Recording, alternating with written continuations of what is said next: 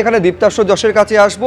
উপাসনা বলছে যে পুরোটা হচ্ছে একটা ফাঁদ, এই ফাঁদে যে পা দেবে তার ভোগান্তি একেবারে নিশ্চিত, এটা উপাসনার অভিযোগ।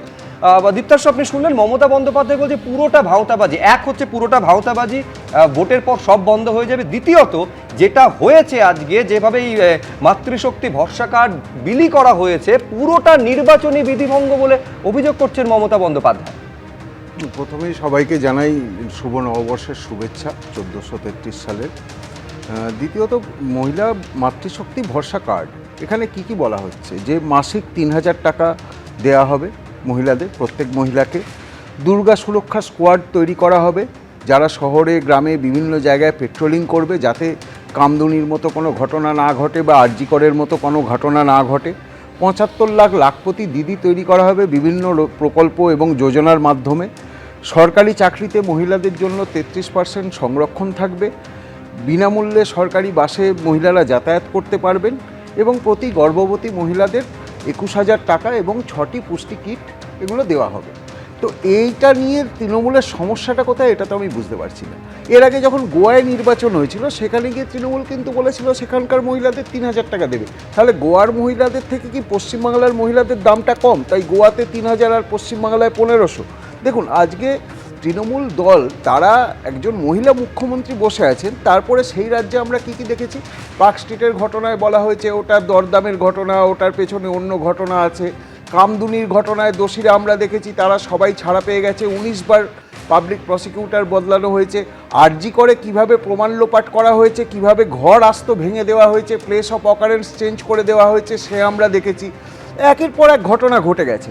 তো এরপরে তৃণমূলের তো নারী সুরক্ষা নিয়ে কিছু বলাই উচিত নয়। আর একটা কথা, যেটা অভিষেক, 1 মিনিট দাঁড়ান, আপনার সময় আমি বলি। অভিষেক ব্যানার্জি একটা কথা বলছিলেন যে নো কোয়েশ্চেন আস্কড প্রত্যেক মহিলাকে দেওয়া হয়েছে। আমরা দেখেছি, হ্যাঁ, কাঞ্চন মল্লিক, তার স্ত্রী, তিনিও ওই লক্ষ্মীর ভাণ্ডার পাচ্ছিলেন, তিনি আবার পাচ্ছিলেন 1500 টাকা। আর যিনি কিনা গ্রামের একজন গরিব মহিলা, তিনিও পাচ্ছিলেন 1500 টাকা। অর্থাৎ যিনি কিনা লাখ টাকার বিল জমা দেন বিধানসভায়, তিনিও যা পাবেন, আর গ্রামের একজন মহিলাও তাই পাবে। এই ছিল তৃণমূলের সমন্বয় এবং সবার জন্য সমান ব্যবস্থা। আমরা এই জিনিস দেখেছি। আজকে দেখো, 3000 টাকার ক্ষেত্রেও তো তাই, যে কোনো শর্ত থাকছে না। না, আজকে বিজেপি, আজকে মানে প্রান্তিক মানুষও 3000 পাবে এবং যিনি গগনচুম্বী অট্টালিকায় থাকেন তিনিও 3000 টাকা পাবেন। দেবস্মিতা একটা কথা বললেন শুরুতে, যে বিজেপি কি ধরে নিচ্ছে সরকারে এসে গেছে। আমি বলবো ধরে নিচ্ছে শব্দটা তুলে দিন। বিজেপি সরকারে আসছে কারণ মানুষ স্থির করে নিয়েছে যে তারা পরিবর্তন করবে, তারা বিজেপিকেই সরকারে বসাবে, এবং সেই কারণেই তৃণমূল আজকে ভীত। এবং সেই কারণে আপনি দেখবেন মমতা ব্যানার্জির ভাষণগুলো, সেখানে খালি উস্কানি, আতঙ্ক ছড়ানো, ভীতি প্রদর্শন। কখনো বলছেন মাছ খেতে দেবেন না, কখনো বলছেন ডিম খেতে দেবে না।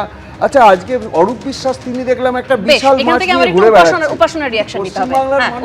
দেখুন, ব্যাপারটা হচ্ছে উনি যখন মাছ খাওয়ার কথা বলছেন, উনি যখন মাংসের খাওয়ার কথা বলছেন, ঠিক সেই সময় এই জিনিসটা আমি একটু ওনাকে মনে করে দিতে চাই যে কিভাবে বিজেপি শাসিত রাজ্যে বিভিন্ন মাছের দোকান, তার পরবর্তীতে মাংসের দোকান বন্ধ করে দিয়েছে তাদের বিভিন্ন নেতারা। শুধুমাত্র তাই নয়, তার পাশাপাশি যখন নারী সুরক্ষার কথা ওনারা বলছেন, ওনারা ম্যানিফেস্টো দেখে দেখে পড়ছেন, কিন্তু উনি হয়তো ভুলে যাচ্ছেন উন্নাও এবং হাতরাসে যেই বোনদের গায়ের উপর আঘাত পড়েছিল, তারাও হয়তো তাদের কোনো একটা ফাঁদে পা দিয়েছিল, তাদের উপর ভরসা করেছিল। এবিপি আনন্দ, এগিয়ে থাকে, এগিয়ে রাখে।